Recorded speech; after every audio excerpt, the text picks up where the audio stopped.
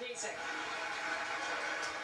You chose to expand Medicaid in your state, unlike several other governors on this stage tonight, and it is already over budget by some estimates, costing taxpayers an additional $1.4 billion in just the first 18 months.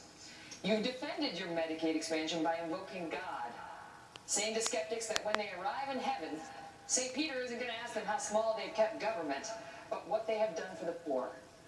Why should Republican voters, who generally want to shrink government, believe that you won't use your St. Peter rationale to expand every government program? Well, first of all, Megan, you should know that President Reagan expanded Medicaid 3 or 4 times. Secondly, I had an opportunity to bring resources back to Ohio to do what?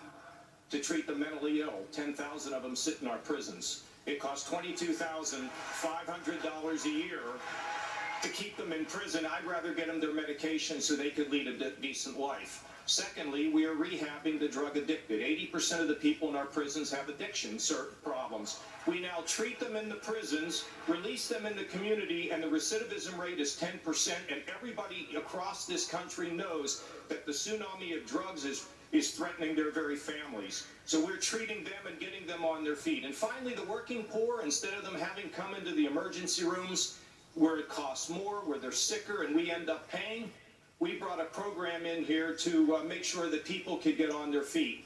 And you know what? Everybody has a right to their God-given purpose. And finally, our Medicaid is growing at one of the lowest rates in the country. And finally, we went from $8 billion in the hole to $2 billion in the black. We've cut $5 billion in taxes, and we've grown 350,000 jobs.